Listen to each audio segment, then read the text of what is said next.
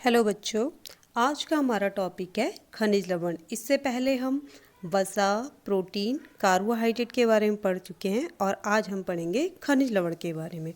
तो खनिज लवण क्या है? भोजन का एक अनिवार्य पोषक तत्व है और जो खनिज लवण हैं वो विभिन्न तरह के रासायनिक तत्व होते हैं।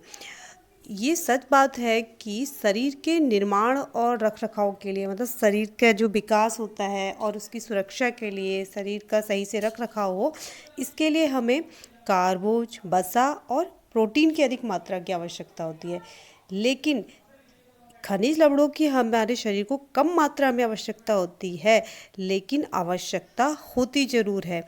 ये जो खनिज लवण है, इनके अभाव में, यानी कि हमारे शरीर में अगर खनिज लवणों की कमी हो जाए तो हमारे जो शरीर के जो अन्य कार्य हैं, जैसे कि दांतों का निर्माण है या रक्त निर्माण है या शरीर में जो विभिन्न पाचक रस होते हैं, जैसे थायराइड ग्रंथि की सुचारू रूप से क्रियाशीलता बनाए रखने के लिए, या हृदय जो हमारा प्रॉपर तरीके से काम करता रहे, धड़कता रहे ठीक से उसमें, और हमारे शरीर में जो है हीमोग्लोबिन की मात्रा सही बनी रहे, सही तरह से हमारे शरीर में पूरे शरीर में जो है रक्त पहुंचता रहे, और मांसपेशियां और तंत्रिकाओं में जो शक्ति और दृढ़ता बनी रहे। तो ये जो सारे कार्य हैं वो खनिज लवण करते हैं।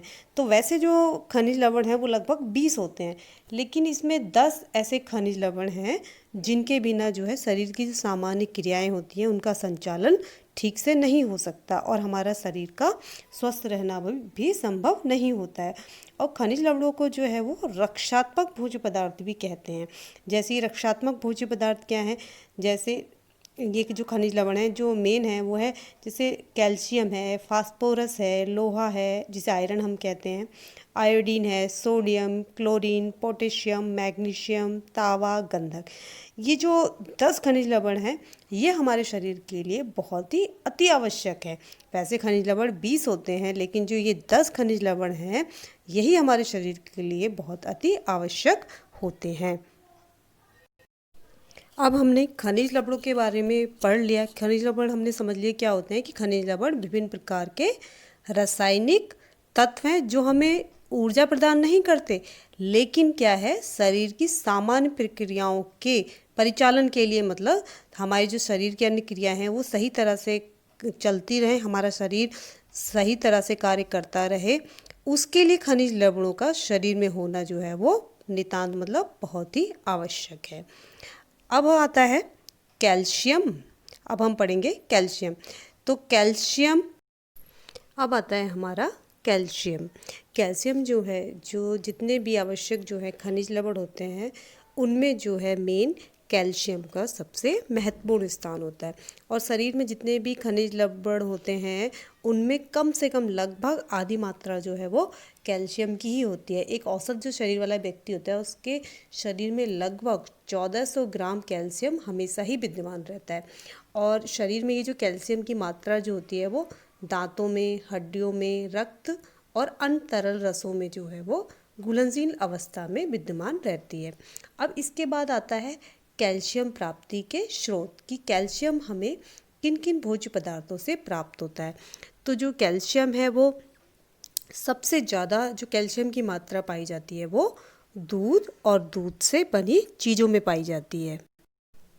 जैसे आप देख सकते हो ऐसे चित्र में, कैल्शियम जो है दूध और दूध से बनी चीज़ों में, ड्राई फ्रूट जैसे बादाम है, अखरोट है, इन सब में, और साबुत अनाजों में, अंकुरित अनाजों में, और जो जड़दार सब्जियां होती हैं जैसे कि आलू है, सलगम है, मूली है ना, और शकरकंद है, और जो जिसे हम कहते हैं मूली, गाजर वगैरह, इन सब में जो है कैल्शियम भरपूर मात्रा में पाया जाता है। मतलब जड़दार जो सब्जियां होती हैं उनमें कैल्शियम भरपूर मात्रा में पाया जाता है। जैसे भिंडी में भी कैल्शियम पाया जाता है, अंडों में, भिंडी में, और मांस मछली में भी जो है कैल्शियम की भरपूर मात्रा पाई जाती है। कैल्शियम की हमारे शरीर में जो कमी ना हो इसके लिए हमें दूध और दूध से बनी चीज़ें, यानी कि पनीर है, दही है, बटर है, इन सब चीज़ों का हमें प्रयोग अपने भोजन में करना चाहिए। तो ये है कैल्शियम प्राप्ति के स्रोत, कि जिन भोज्य पदार्थों को हम अपने भोजन में शामिल करके कैल्शियम की पूर्ति कर सकते हैं। अब आता है कैल्शियम के कार्य एवं महत्व। तो जो कैल्शियम के कार्य हैं उनको दो भागों में बांटा गया है। एक है कैल्शियम के निर्माण संबंधी कार्य और दूसरा है कैल्शियम के नियामक कार्य। तो हम सबसे पहले जो है कैल्शियम के निर्माण संबंधी कार्य देखते हैं क्या क्या है। तो कैल्शियम के निर्माण संबंधी कार्य हैं। जो कैल्शियम है जो हमारे शरीर में, वो सबसे पहले निर्माण संबंधी कार्यों में उसका आता है दांतों एवं हड्डियों का निर्माण करना। जो कैल्शियम से हमारे दांत और हड्डियों का निर्माण होता है, निर्माण ही नहीं होता बल्कि इससे जो है वो हमारी हड्डियां और दांत मजबूत भी होते हैं और उनमें एक स्थिरता भी आती है। दूसरा है इसमें कैल्शियम के नियामक कार्य। नियामक कार्य में क्या है, कैल्शियम कुछ नियामक कार्य भी करता है। जैसे कि कैल्शियम की अगर उपस्थिति है हमारे शरीर में, तो कैल्शियम भरपूर मात्रा में है, तो जो चोट लगने पर हमारे शरीर में जो रक्त बहता है, तो वो रक्त आपने देखा है कभी भी हमको चोट लगती है तब रक्त बहना शुरू होता है और कुछ देर बाद ही वो रक्त स्वतः ही मतलब अपने आप ही वो जम जाता है और वहाँ से रक्त का बहना बंद हो जाता है। ये किसके कारण होता है कि हमारे शरीर में जब कैल्शियम की भरपूर मात्रा होती है, तो कैल्शियम की भरपूर मात्रा की उपस्थिति के कारण ही जो है हमें चोट लगने पर रक्त जो बहता है वो स्वतः ही अपने आप बहना बंद हो जाता है, वो गाढ़ा होके जम जाता है। वो किसके कारण होता है, वो कैल्शियम के कारण होता है। और कैल्शियम जो है हमारे हृदय की गति, मतलब हमारे हार्ट की गति को भी नियंत्रित रखने में जो है वो महत्वपूर्ण भूमिका निभाता है। मतलब कैल्शियम हमारा हार्ट जो है, हमारा हृदय जो है अपना कार्य ढंग से कर सके, इसमें ही वो अपनी महत्वपूर्ण भूमिका निभाता है। और कैल्शियम जो शरीर के स्नायु संस्थान को, हमारे नर्वस सिस्टम को भी स्वस्थ रखता है। और कैल्शियम हमारे शरीर में अम्ल और क्षार की मात्रा को भी संतुलन बनाए रखता है और जो हमारी मांसपेशियां हैं उनको क्रियाशील बनाए रखने में भी सहायता करता है। जैसे आपने देखा मांसपेशियों में कभी कभी हमारे ऐंठन होने लग जाती है, दर्द होने लग जाता है, एकदम अकड़ सी जाती है, तो वो क्यों होती है, वो कैल्शियम की कमी के कारण होती है। तो जो कैल्शियम होता है हमारे शरीर में वो मांसपेशियों की क्रियाशीलता को बनाए रखता है। अब इसके बाद आता है कैल्शियम की कमी से हानियाँ, कि कैल्शियम की जब हमारे शरीर में कमी हो जाती है तो उसकी कमी से क्या क्या हानियाँ होती हैं। अब आता है इसमें कैल्शियम की कमी से हानियाँ में सबसे पहला है इसमें विकास की अवस्था में कैल्शियम की कमी। विकास की अवस्था में मतलब जब बच्चे बड़े होते हैं, बच्चों में विकास हो रहा होता है, तो विकास की अवस्था में कैल्शियम की क्या कमी होती है।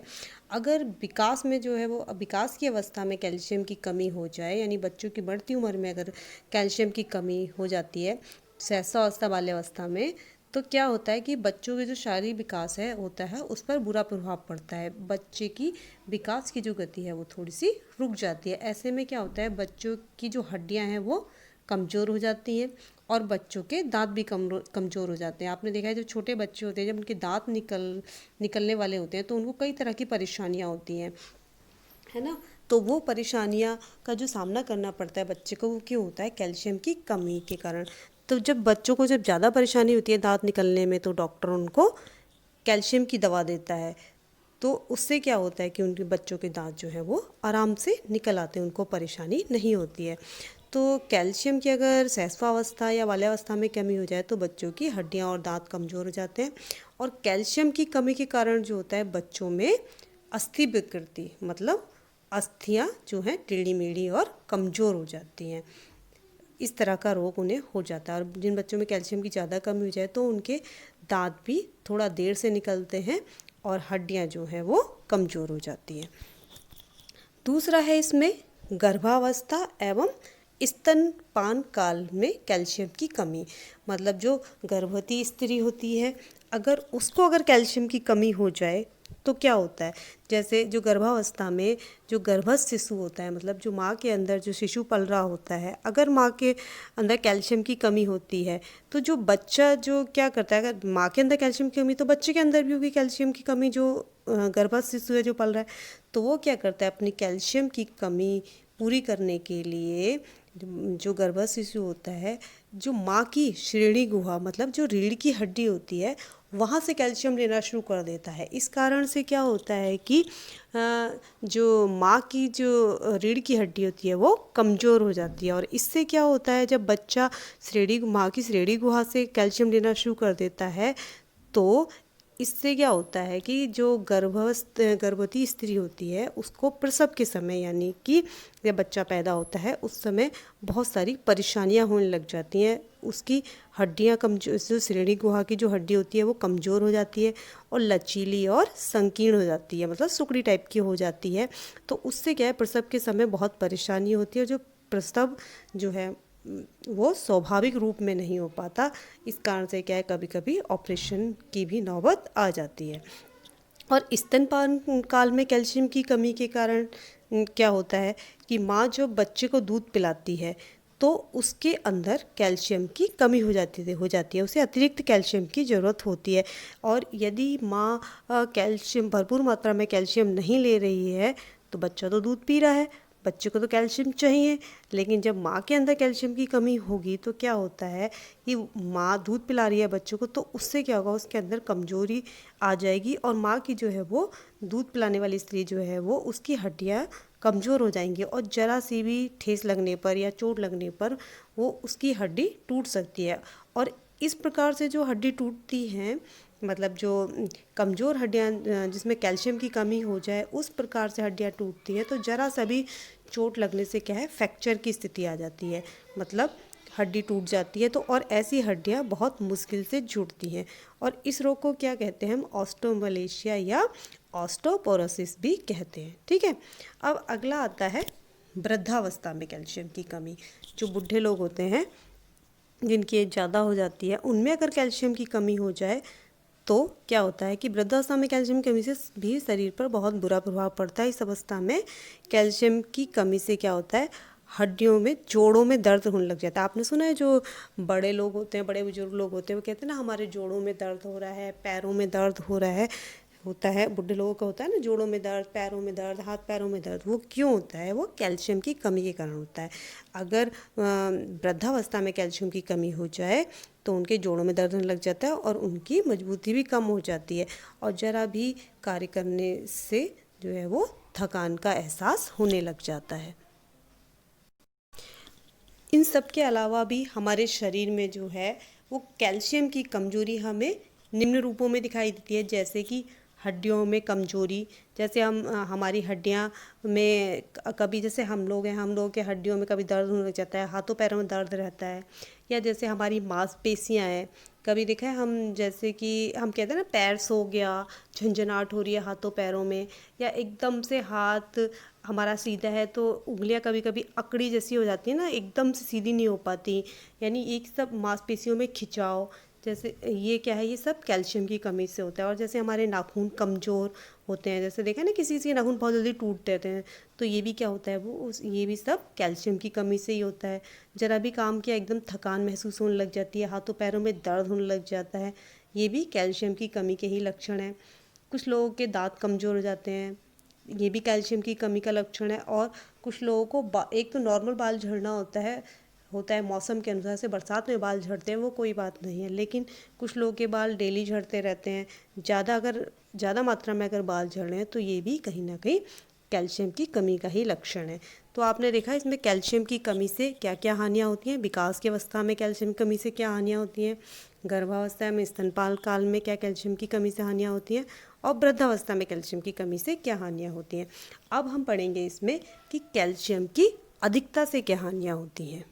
अब आता है इसमें कैल्शियम की अधिकता से हानियाँ। कैल्शियम की अधिकता से क्या हानियाँ होती हैं। देखिए, जहाँ हमारे शरीर को कैल्शियम की एक सीमित मात्रा की आवश्यकता होती है, वहीं पर अगर हमारे शरीर में जो है कैल्शियम की अधिक मात्रा हो जाए एकत्र शरीर में, तो क्या होता है, इसके परिणाम स्वरूप हमारे शरीर में हाइपर कैल्शियमिया नामक रोग हो जाता है। मतलब कैल्शियम की अधिक मात्रा अगर शरीर में एकत्र हो जाए तो उस स्थिति को हम हाइपर कैल्शियमिया नामक रोग से जानते हैं। इस रोग में क्या होता है, सामान्य रूप से नॉर्मली हमें उल्टियाँ होना शुरू हो जाती हैं, मतलब जी मिचलाता जैसा है। और जो हमारा ब्लड प्रेशर है वो बढ़ जाता है।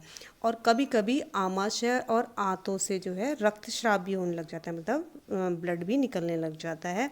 और कैल्शियम की अगर हमारे शरीर में ज़्यादा मात्रा होने लग जाए तो गुर्दों में पथरी बनने लग जाती है। कैल्शियम जो पथरी बनती है वो कैल्शियम की अधिक मात्रा एकत्र होने से ही पथरी बनने लग जाती है। तो जहाँ हमारे शरीर को कैल्शियम की एक सीमित मात्रा की आवश्यकता होती है, वहीं अगर हम आवश्यकता से अधिक कैल्शियम ग्रहण करते हैं तो ये हमारे शरीर को नुकसान भी पहुंचाता है। इसलिए हमें कैल्शियम एक सीमित मात्रा में ही लेना चाहिए।